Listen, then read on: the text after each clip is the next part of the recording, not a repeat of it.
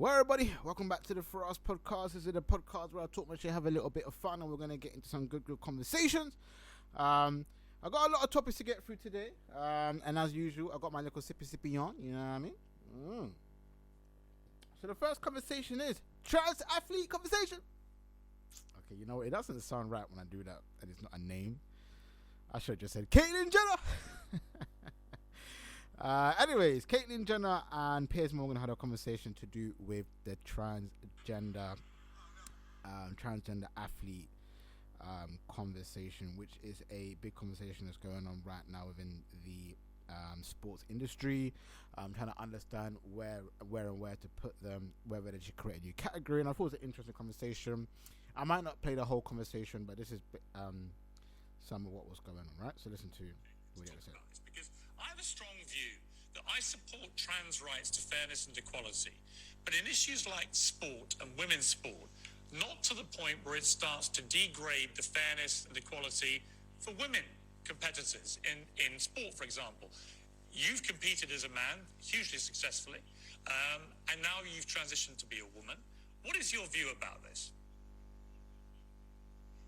Well, I've been, first of all, you're right. We have to do the best we can here. But I have said from the beginning, and I stand with it, that I don't want biological boys to compete against women and girls in sports. Facts. It's just not fair. Facts. Now, obviously, over the last 6 months, especially, because of Leah Thomas at the University of Pennsylvania, she had been on the boys' team just a few years earlier. I do not blame her. She played within the rules, but she dominated. She had gone through male puberty. Her lungs are bigger, her back's bigger, her hands are bigger. She just has a tremendous... Yeah, so basically they're talking about... so there was this woman who was basically a part of the boys' team prior in swimming.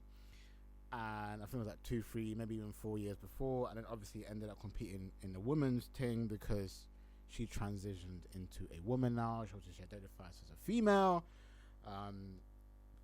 All of that, right? She's a trans woman. Blew them out of the water.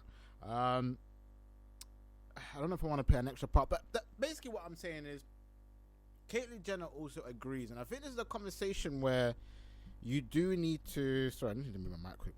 We do need to have the trans community, I believe, even for me to give a full-on opinion on this, which is we need to have a conversation with where trans male and women fit in, not just in sports, in a lot of aspects of life. Now, we've had conversation with males saying that they're women, they're going to a woman prison, and then they're raping girls in prison.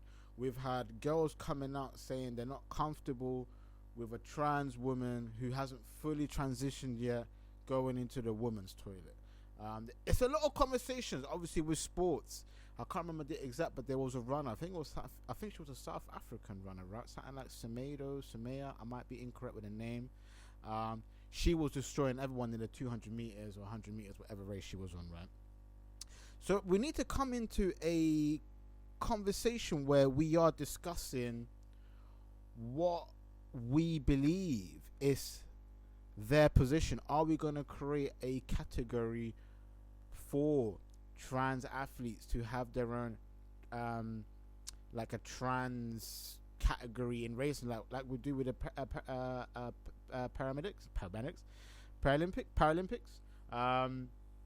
Do we need something like that? It's a conversation I think needs to be had, needs to be confirmed, and needs to be discussed very heavily, because we are constantly having male and specifically more women, because I feel like a trans man who's transitioned from a woman to a man, most men unfortunately won't really complain because they're just going to think they're superior anyways and they're going to win. You know what I mean? It's not like they're going to be taking a loss. They're probably going to beat the new broski who used to be a woman, right? But in terms of women's... But then again, that's another thing. Because then it might be unfair for the brother who now identifies as a brother to think, oh, I can't compete anymore because I'm now a man. Do you know what I'm saying? So we need to kind of figure out what we're doing with the trans community in terms of where they fit in, whether that's in sport, whether that's in toilets, whether that's in prison sentencing, places that are traditionally known to just men and women competing, toilets, prisons. We need to now figure out where does a trans fit in, and I think that's a very important conversation that we need to be having, because I for more have friends. I got one of my homies, trans male now, used to be a woman, now identifies as a he him. He's a male now. He's still going through his traditional periods and doing his thing. Salute to you, my broski. You know who you are. Don't need to say no names. And you know, there is still conversation that needs to be had. Even me and him, we have these conversations where we need to fully understand, okay, where do you fit in? Because if you go to, let's say my guy now goes to a male prison, my guy might not have the physical attributes to survive in a male prison, coming from a more feminine upbringing or a side, which is just a fact. It's just what it is. You would be worried. You would probably wonder, can they survive? Are they physically able and mentally stable to survive in a room full of male criminals? I don't know. It's a conversation. I think it's an interesting conversation. When we're talking sports, we're talking any form of things where you can tell the difference in either physical build or whatever. It's a conversation that needs to be had. It's a very important conversation. I salute to Caitlyn Jenner, because she even said a story. If you want to see the full clip, I'll put a link in it. She even said she plays golf with her ladies friends, and they always invite her to competition. They say, come to the competition, and she said she doesn't want to take she doesn't want to come and take the award away from them, because she can hit hard. She can hit a lot harder than them. Like she said, she got longer arms, bigger hands. She's just physically more stronger, because obviously she has been able to be a man for a long period of time before transitioning into a woman. Now, an interesting thing that she mentioned was that there's kids from early ages of 5, 6, 7 that basically take their pills to stop their periods. So if you're a man and you take these things that helps, I can't remember the exact term, the correct term, but you take something and you basically don't have your puberty, you miss your puberty. I said period, didn't I? Wow, I meant puberty. So you basically miss that puberty because you stop it from happening.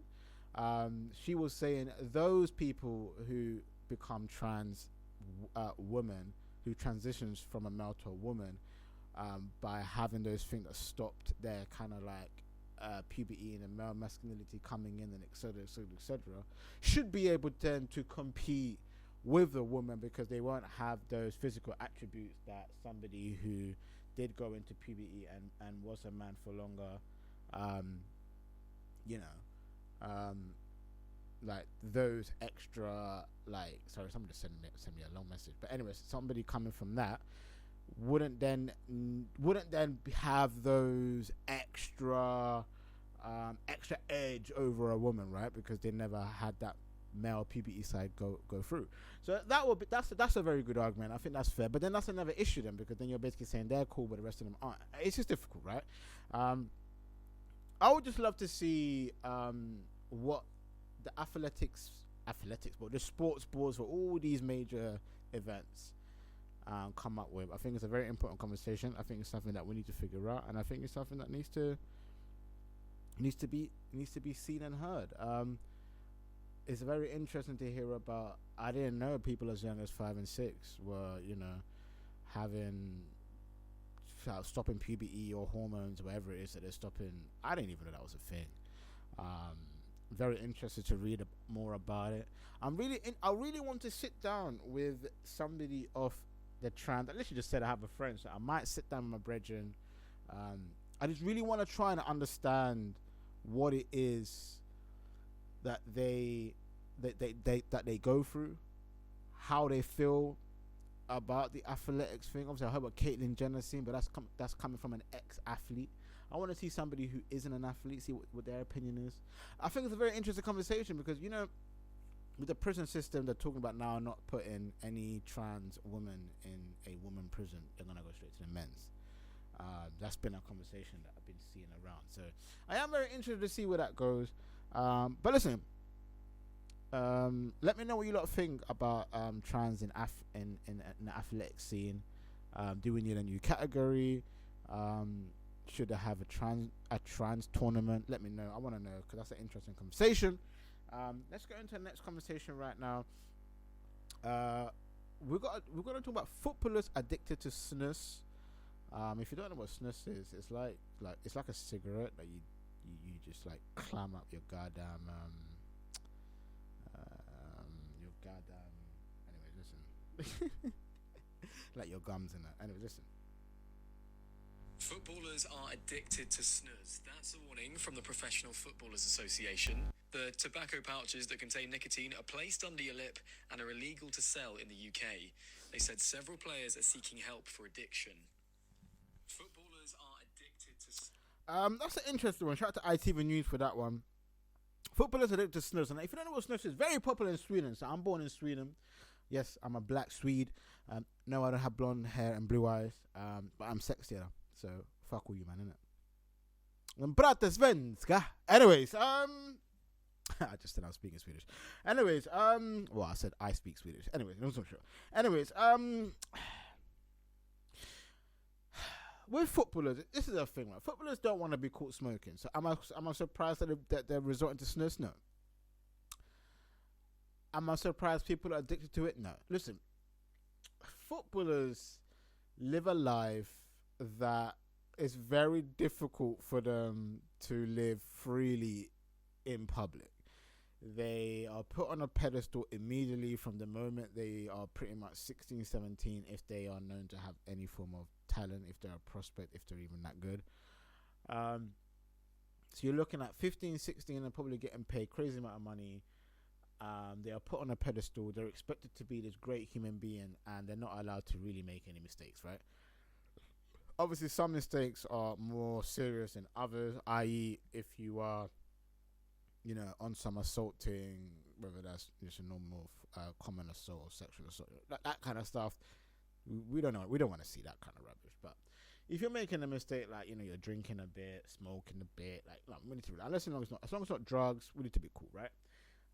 But again, listen, footballers historically used to take cocaine, sniffing it on a regular basis. Maradona, most notably, is one of the highest profile players of all time who loved to sniff, but would still perform to a very high standard on the pitch. It is what it is. George Best was one of them. I don't know if he was on the sniff, but he was definitely on a drink. You feel me? And he also died quite young. So there's a real theme of really high standing footballers that just tend to do things, right? But anyway, taking that into account, with this whole snus thing, now there was a picture that was surfacing with Marcus Rashford with a picture, I think it was with his missus, and then there was like a box of snus on the bar like table, and everybody's like, oh my god, oh no, Marcus Rashford is one of them. No, Marcus, my man Marcus, he been taking the snus on his time. Oh no. You know what I'm saying? Everybody was crying about it. It was madness. Did I just do that? Personally, for me, it's one of those things where fam, just let people do what they want to do, bro. If it doesn't affect them on the pitch, if they're able to still perform at the highest level, their stamina as they are, I just don't know why we care so much. Like, this is just what people do. Like, for real. This is what people do. Some people taking this stuff way, way, way too serious. But yeah, footballers addicted to snus. How do you feel about that? Now, another conversation that's really got on my nerves, actually. I'm not happy about this, but I will play you the clip right now. So it's to do with the French FA not allowing Muslims to basically break fast during matches. On today's edition of Why France is the Absolute Worst, the French FA have sent emails to each referee warning them to not allow players to break their fast during the games. That is just an unprecedented level of commitment to Islamophobia. On today's edition of Why... Yeah, so now shout out to my girl, I think it's Melina. I didn't need to play the clip, I just wanted to have a little drink. But shout out to my girl Melina. The FA did send an email. I saw this actually the day I thought I shot my other podcast like a day or two ago. That they're not basically they email the referees to tell them not allow players to break their fast during the holy month of Ramadan. So essentially, some leagues will basically just stop the play for about 2-3 minutes, let the man have a drink, have a quick little banana, maybe a date, just something to put some little fuel in their body, and then get back onto the game. The French FA don't want to see that. Now we've seen players in other leagues fake injuries, go down or whatever, just to give their man a quick little ball, quickly go and just break your fall, and then the players pretending to be injured, just so the player can do that. That's a beautiful thing. But we shouldn't have to fake injuries for them to just sip a little bit of water. Like, why the fuck is the French FA not allowing a broski break for that? I've saw a couple people go, that's why Benzema doesn't want to play for France. Benzema has been calling out the French mandem for time, IG. Furthermore, I don't know why you just don't play for your African country, but I think it's Algerian, right? My friend was saying Benzema's Algerian. I don't remember, man. Come on, I don't know. I'm probably way off on that one. Probably never Nigerian. But anyway, he's Muslim. Bro, listen, this only makes the French look worse than what they already look like in some cases anyways. Again, this is why I don't like talking about religion. It's not really my thing. I'm on this podcast to talk about music, and I'm getting myself into conversations to do with non-musical topics, which is wild. But here at the Firahs podcast, I'm down to do this, and I'm down to have the conversation. I just wish I had somebody to join me in this conversation. Now, for a lot of people who don't know, I am Muslim. I'm born Muslim. I'm a Sunni, if that's really what matters to a lot of people. A lot of people want to know if you're a Sunni, Ahmadiyya, all that shit. I'm Sunni. And for me, of course, you're watching this podcast. It is the month of Ramadan. You are seeing me drinking. I am not fasting. I don't really practice the religion like that.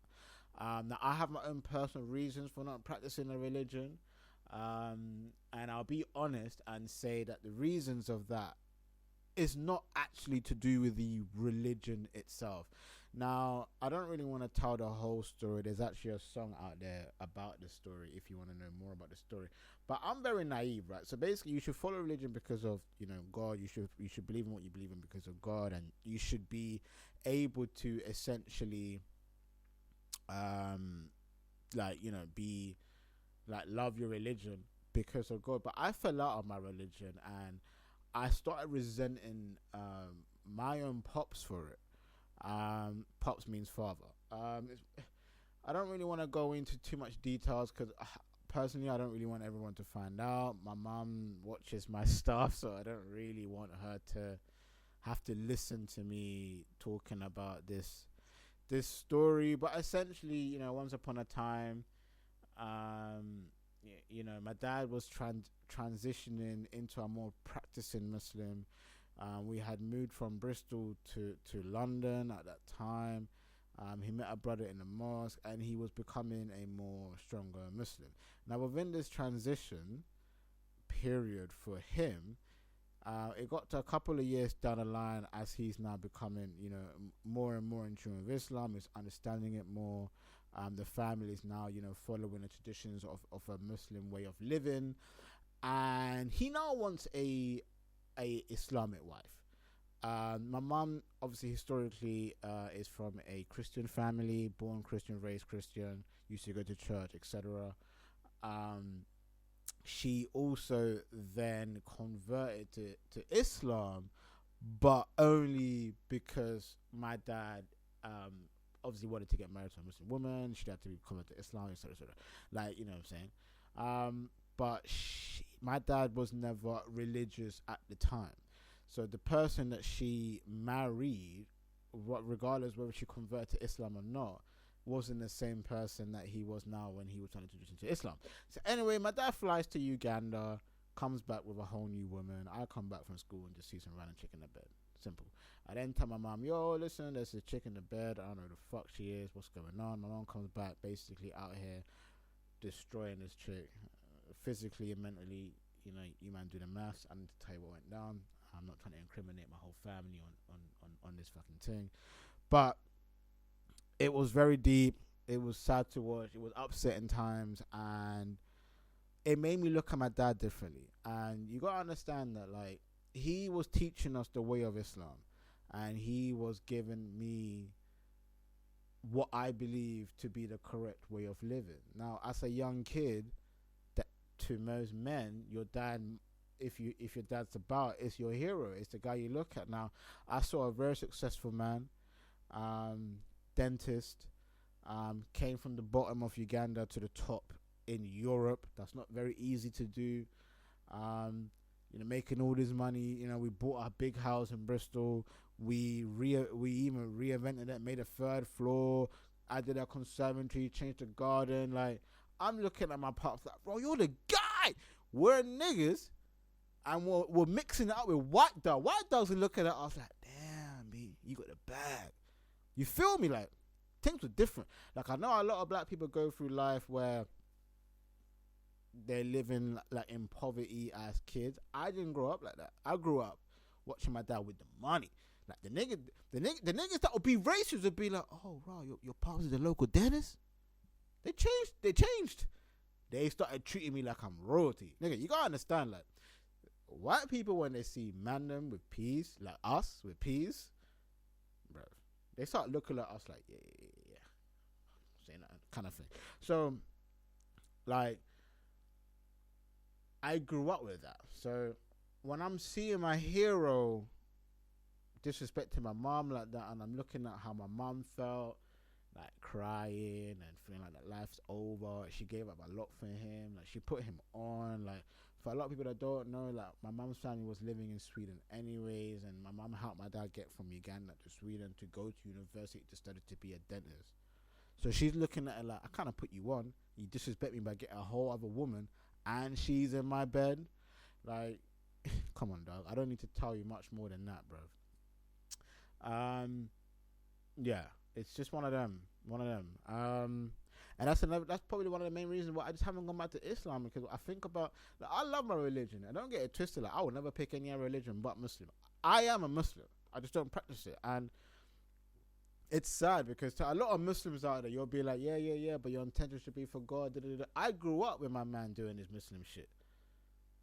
I grew up on my pops doing his Muslim shit. And as soon as I saw the way he was moving, I looked at all you niggas like, bro, is that how you lot move? What, just because she ain't born Muslim now, what, she ain't good enough? Is that what you're saying? Because that's how I felt. That's how I look at him. I look at him like my mom ain't good enough to him.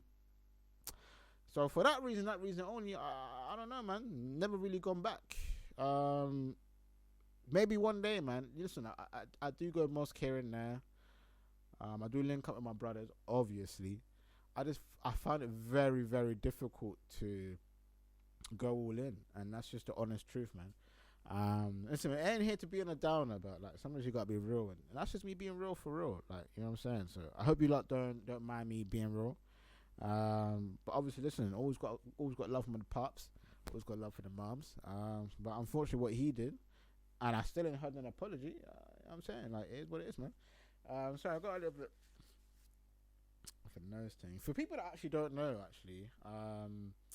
my nose is on a full-time basis. I can't breathe from my nose, so I have a weak immune system. So I have a runny nose like all the time. So even when I'm speaking and I don't blow my nose for like an hour, it's a miracle sometimes. But anyways, French FA not allowing Muslims to break the fast. How do you feel about that?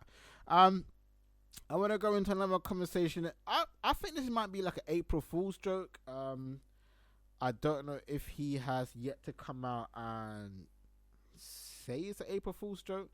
But we'll find out. Anyway, Notes came out and said that he's about to retire. So this is what he posted. I'm done. I'm only 24, but the pressure gets worse. So I've decided to hang up my boots and retire.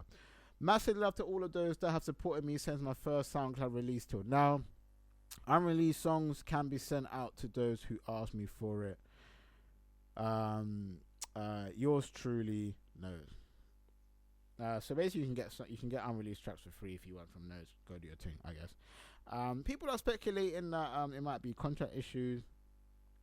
Some are telling him to go into music and teaching and all that bullshit. Listen, Notes hasn't really been hot or had a hit since he kind of first burst onto the scene. I remember Notes came out with he wasn't Addison Lee, right? He wasn't. Addison Lee was Yams or Yams. Nigga, listen. Let me type in Notes, bro. Listen, there's too many of the guys that sound exactly the same. Oh yeah, he came out with Aladdin. Aladdin was his hit. He did have Addison Lee. Addison Lee was his first major hit. He had Aladdin, which did quite well. My Lover was okay. Obviously, My Lover remix with Mabel was the big one. Basically, since that run for like the first 2 years of his career, he's kind of died since, to be honest. Let's just be real. Notice has been kind of dead. I've seen him do tunes that just ain't hitting. He did Boom Bam with Young T and Bugsy, ain't it? He's been around trying to do tunes, just ain't been it. Listen, I think Notes is quitting because he's irrelevant. And if he is quitting, it's because he's irrelevant. I don't know if he's actually quitting because he's irrelevant or not. It might just be contract disputes with the label that's pissed him off. It might be other reasons, family reasons, personal reasons that we just don't know about. If that's the case, I hope you're able to deal with things mentally and get better and get back to yourself and come back and drop some music. But Notes hasn't been it for a very long time. I think after that whole thing with Mabel, he died. He was then obviously put on the limelight over he's had a woman, but apparently he cheated on some YouTuber chick. I don't really know all of that shit. That some YouTuber came out and said, "Oh yeah," and I think his chick was like pregnant. The one he was with, and then some YouTuber just come out and started talking about how he was cheating. It's Notes. All I'm gonna say is, if you can release some hits, because you haven't had one in a long time. Like the last time I really thought about Notes was before COVID, my nigga. Like it's been a long time that I even thought. Like Notes dropped a tune with, is it Young Bane? Young Bane, I think. I can't remember. Was it Young Bane? I think he dropped a tune with Tiny Temper as well. I can't remember. Tiny Temper, I think it was Tiny Temper actually. It wasn't it. I think he did a chorus. Temper did a verse. It wasn't it. Like, ain't it? A lot of these Afro swing niggas, Young Bang, Notes, Rams, you lot all in the same position. Like, we're not looking at y'all. Like, you man died with Afro swing. And Afro swing, what they should have done is transitioned into Afro beats. Because Burna Boy lit, Davido lit, Wizkid still lit, Thames, Rima, nigga, Afrobeat is lit. They were basically Afrobeat artists, my nigga, doing the swing shit. Just jump on an Afrobeat, my nigga. You're black, you're African. Most of y'all, some of y'all might be Jamaican, but most of y'all were African. Just jump on the Afrobeat wave, you wouldn't be dead. Rams was talking about retiring, going into football, I don't know, whatever shit he's done. Rams ain't dropped a hit in like 20 years. You got that nigga that did that, Be Young, died. Now all you Afro swing niggas died. Like the whole genre is just died, fam. Like none of your man exist. I think you're not in an interesting place in regards to all of that. Right, listen. Listen. All I'm gonna say, Notes. If you're retiring, you're trying. I don't really believe it. I think you're just dealing with some shit, and you'll be back when you're back. But anyways, Notes willing to retire. What do you man think? Let me know in the comment section below. So anyway, next story. National living wage is gonna increase by 92p. Let me just read it in. I don't really know if I care enough about this, but the start of April makes an increase in essential bills adding pressure to the cost of living crisis. However, the biggest cash increase in the 24-year history of the minimum wage will coincide with the rising cost. Council tax, water bills, some mobile costs, car tax, and NHS prescriptions will rise, as well as food prices being set to soar. However, nearly 2 million people will receive £10.42 an hour from now on, a 92p rise. The national minimum wage for under 18s, 18 and 22-year-olds, and apprentice rates are also set to increase. Listen, this ain't going to do nothing for any of us. So let me take a drink for us, who are the fallen soldiers. Listen,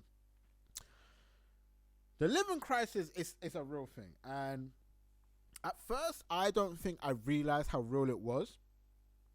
For somebody like me who quit his 9 to 5 to go into my industry, now, the way that I make money is very on and off, right? I might have one of the sickest months, and then I might have one of the shittest months. It is what it is.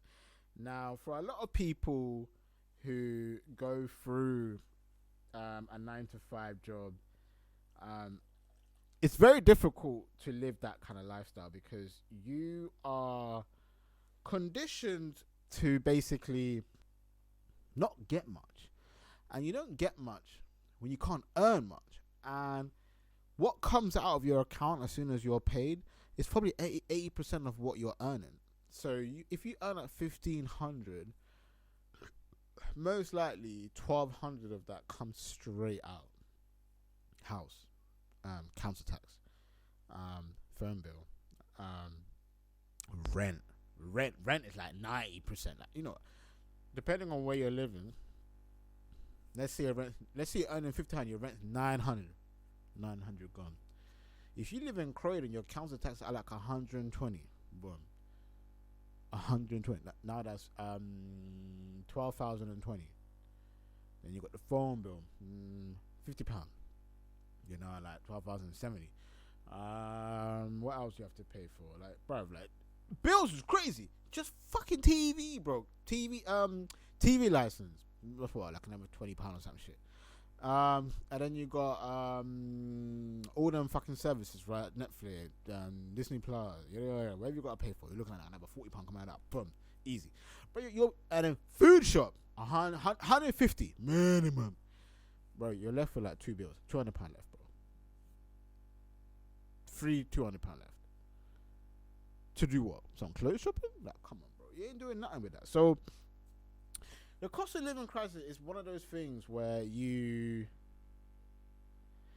I don't know. Anyway, listen, the new rates are national living wage for over 23s is £10.42 an hour, up from £9.50. National minimum wage for those aged 21-22 is now £10.18 an hour, up from £9.18, basically a pound more. National minimum wage for 18 and 20-year-olds is now £7.49, up from £6.83. National minimum wage for under 18s is now £5.28, which is up from £4.81. And the apprentice rate is £5.28, up from £4.81. A 10% increase in most benefits and the state pensions will take effect on 10th of April as well. I need to let you lot know. Now, I studied I studied dental hygiene, and I was an apprentice. And as an apprentice, I had to work as a dental nurse alongside a dentist, which was like I was an apprenticeship, so I couldn't work obviously as the dentist, so I had to work as the dental nurse. I was on something stupid like £3-4 an hour. I can't remember the exact amount that I was on per hour. It was shit. I was earning like 600 a month, working 6 days a week and studying. Do you understand what I'm saying? 6 days a week and studying every fucking day. I had Sunday off. I would hit the club on a Friday and run into work with a hangover because that's what I had to do them times. I was a youngin'. And that was the only way I was having fun, bro. My life was done. I was literally living like a full-grown adult at like 19, blood. Earning peanuts. Niggas were taking home $1,200, $1,300 a month. I was taking home like 600. Like, bro, just look at the difference. listen, it's gone up by a bit, but it's weird. Like everything goes up, and then they're like, yeah, we're gonna give you a nicer wage now, £1 more. £1 more. Like if I'm earning like 1,200, £1 more per day. Like what the fuck does that even mean? I'm still basically on 1,200. It's just 1,200 and damn some change. Like really, it's stupid. And then obviously tax takes half of your P's, and not half, but you know what I mean. Like it takes a percentage. Like it's just the minimum wage and what you earn is bullshit, bro. That's why like you can't be on this like this 9 to 5 shit. It just doesn't work, man. It just doesn't work. Anyway, let me know what you think when the national living wage increases by 92p. How do you feel? Graham Potter sacked by Chelsea. How do we feel about Graham Potter being sacked by Chelsea? Barnsley was always going to happen. Listen, Chelsea been whacked for a minute. Like, bruv, I have nothing else more to say about that than that. Graham Potter sacked by Chelsea should have happened. Now Drake samples Kim Kardashian's voice in a new track as he disses Kanye West. I don't know. Listen. Drake sampled Kim Kardashian on a new song, leaving fans to wonder if he was possibly throwing shade at Kanye West. The 36-year-old Toronto native, who recently announced he is considering a graceful exit from the music industry, premiered the track Friday on the Firahs show on Sirius XM Radio.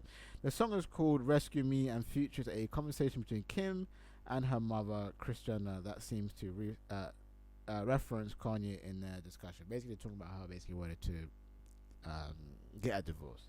That was the conversation. Kim can be heard speaking about her decision to divorce Kanye, according to XXL. So obviously the audio was taken from a 2021 episode of Keeping Up with the Kardashians, where Kim said, "I didn't come this far just to come this far and not be happy." Let's see if there's anything else. Listen, there was actually a performance where Drake like cried when Kanye was doing his performance, and he was like pleading to get Kim K back. Like Drake was crying. Like I don't understand their like relationship. It's confusing to me.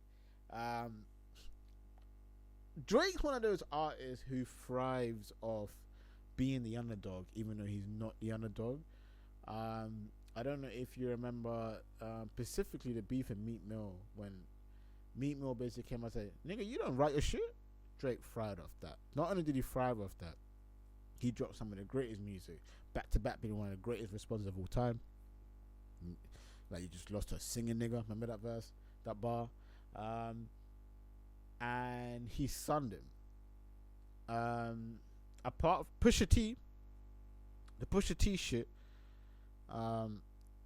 like his kind of duppy, I can't remember what it was called, duppy freestyle, whatever it was called. Like his freestyle was just better, but Pusha T, that Adana shit was what he basically what he told the world about his son and shit was one, because he had more memes coming out of his verse than Drake's, but Drake's response was just better. Like Drake's raps was better, but Pusha T's